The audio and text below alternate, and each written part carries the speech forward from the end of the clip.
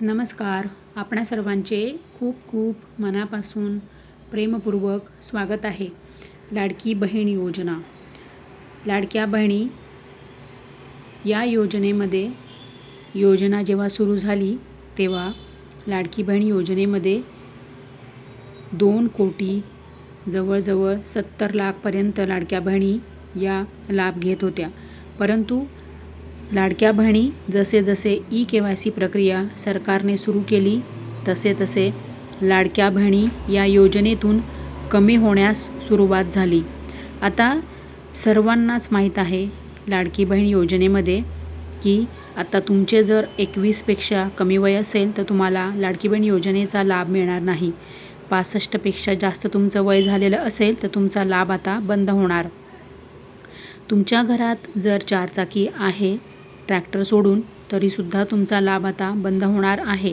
आणि लाडकी बहीण योजनेमध्ये तुमच्या फॅमिलीमध्ये समजा योजनेचा लाभ तुम्ही सुरू केल्यानंतर समजा तुमच्या कुटुंबात कोणाला सरकारी नोकरी लागलेली असेल तर असेही होऊ शकते की तुम्ही आधी योजनेचा लाभ तुम्हाला मिळायला सुरुवात झालेली असेल आणि नंतर तुमच्या कुटुंबातील एखाद्या व्यक्तीला सरकारी नोकरी लागलेली असेल तरीसुद्धा आता तुमचा लाभ हा बंद होणार आहे. कारण की जे नियम आहे लाडकी बहीण योजनेचे ते जे नियम आहे ते नियम आणि निकष तेच आहेत. परंतु आणि समजा तुमच्या कुटुंबामध्ये कोणी व्यक्ती जर पेन्शन घेत असेल, सरकारी कर्मचारी म्हणून जर तुमच्या कुटुंबातील एखादी व्यक्ती पेन्शन घेत असेल, पेन्शनधारक असेल तर तुमचा लाभ हा बंद होणार आहे. लाडक्या बहिणी तुम्ही जर आधी महाराष्ट्रात राहत असाल आणि समजा तुम्ही 21 वर्षाचे असाल आणि नंतर विवाह करून समजा तुम्ही जर महाराष्ट्र राज्य सोडून इतर राज्यात जर तुम्ही गेलेला असाल विवाह करून तरीसुद्धा आता तुमचा लाभ हा बंद होणार आहे. आणि सर्व लाडक्या बहिणी बघा नियम आणि निकष जे आहेत तेच आहे. आधीपासून तर आजही तेच नियम आणि निकष आहेत. परंतु सुरुवातीला काय झाले की बऱ्याच लाडक्या बहिणी नियम आणि निकष फॉलो न करता लाभ घेत होत्या.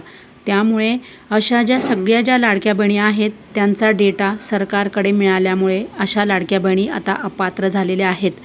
आता स्वतःचं घर असेल आणि तुमच्याकडे जर 4 चाकी जर असेल तरीसुद्धा तुमचा लाभ हा बंद होणार आहे. कारण की सरकारने जी स्क्रुटिनी मागे सुरू केली होती ती स्क्रुटिनी आजही सुरू आहे.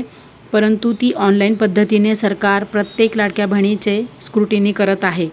म्हणजेच काय आता तर प्रत्येक लाडक्या बहिणीच्या कागदपत्रांची छाननी सुरू आहे.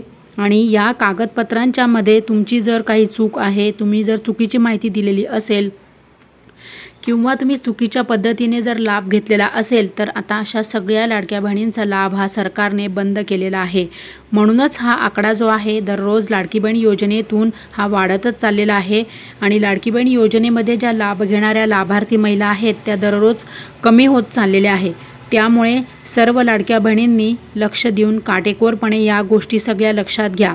कारण की लाडकी बहीण योजनेचे जे आहे ते सगळ्यांना सारखेच आहेत. कारण की बघा आता सरकार जेव्हा सांगतं तुम्हाला KYC करून घ्या तेव्हा KYC करताना जेव्हा जे कागदपत्र आवश्यक आहे आता लाडकी बहीण योजनेचे लाभ घेणारी जी महिला आहे तिचं स्वतःचं कागदपत्र त्यासाठी आवश्यक आहे.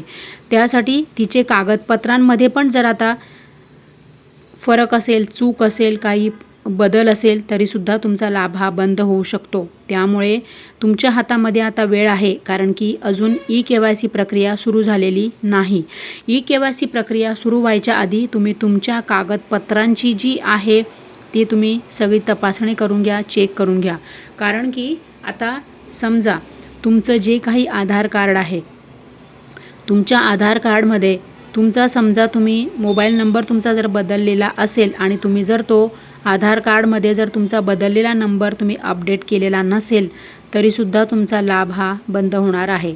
लाडक्या बहिणी आता त्याहूनही महत्त्वाचं काय तर बघा आता समजा तुमचं बँकेमध्ये जर खातं आहे त्या बँकेचं खातं तुम्ही जर अपडेट करत नसाल किंवा तुमची बँक खात्याची जी तुमचं लिंक नसेल आणि तुमची जी माहिती आहे आधार कार्डवरील आणि बँकेला लिंक तुमचं जर आधार कार्ड नसेल किंवा तुमच्या माहितीमध्ये आधार कार्डवरील माहिती आणि बँक खात्यामधली माहितीमध्ये जर फरक असेल, बदल असेल, माहितीमध्ये जर वेगवेगळं असेल तुमची जी माहिती, तरीसुद्धा तुमचा लाभ हा बंद होण्याची शक्यता आहे. कारण की तुमची चुकीची माहिती जर सरकारला आढळली तर तरीसुद्धा तुमचे लाभ हे सरकार बंद करत आहे. अशा पद्धतीने सरकार प्रत्येक लाडक्या बहिणीची आता सर्व कागदपत्रांची, सर्व तुमच्या माहितींची कसून तपासणी सुरू आहे. तर लाडक्या बहिणी म्हणून ई-KYC सुरू होण्यापूर्वी तुम्ही या सगळ्या गोष्टी तुम्ही लवकरात लवकर या सगळ्या चेक करा. कारण की जर तुम्ही या सगळ्या गोष्टी चेक केल्या नाहीत तर तुमचे लाभ हे कायमचे बंद होतील. तर ई-KYC प्रक्रिया लवकरच सुरू होईल, परंतु त्याआधी तुम्ही सर्वांनी हे काम करा. कोणी की ज्या बहिणींचे ई-KYC अभावी लाभ बंद झालेले आहेत त्या बहिणींनी तुमचे आधार कार्डवर जर तुमचा पत्ता बदललेला असेल तर तो तुम्ही अपडेट करून घ्या. तुमचा नंबर जर मोबाईल नंबर जर बदललेला असेल तर तुम्ही आधार कार्डवर अपडेट करून घ्या. आणि आधार कार्डवरचा तुमचा नंबर आणि पत्ता जर तुम्ही बदलल्यानंतर अपडेट केलेला असेल तर तुम्ही तुमच्या बँक अकाउंट जे तुमचं बँक खातं आहे तिथेसुद्धा तुम्ही अपडेट करून घ्या. कारण की या सगळ्या गोष्टी तुम्ही जेव्हा अपडेट कराल तेव्हा तुमचं सरकारकडे पण तुमची जी बरोबर माहिती आहे ती सरकारपर्यंत पोहोचेल. सरकारपर्यंत तुमची ती माहिती जाईल आणि जेणेकरून तुम्हाला लाडकी बहीण योजनेचे लाभ हे सुरू होतील. लाडकी बहीण योजनेचे लाभ तुम्हाला कंटिन्यू मिळत राहतील. आणि तुमचं जे रेशन कार्ड आहे ते पण तुमचं अपडेट करून घ्या, ई-KYC करून घ्या. रेशन कार्ड ई-KYC कसं करायचं? खूप सोपं आहे.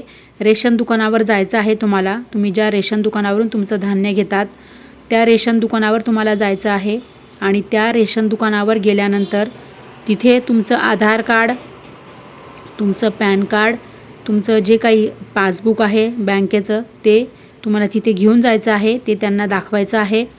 तिथे त्यांना रेशन दुकानदार जे मालक असतात रेशन दुकानाचे त्यांना ते दाखवल्यावर तुमचं ते ई-KYC लगेच करून देतात.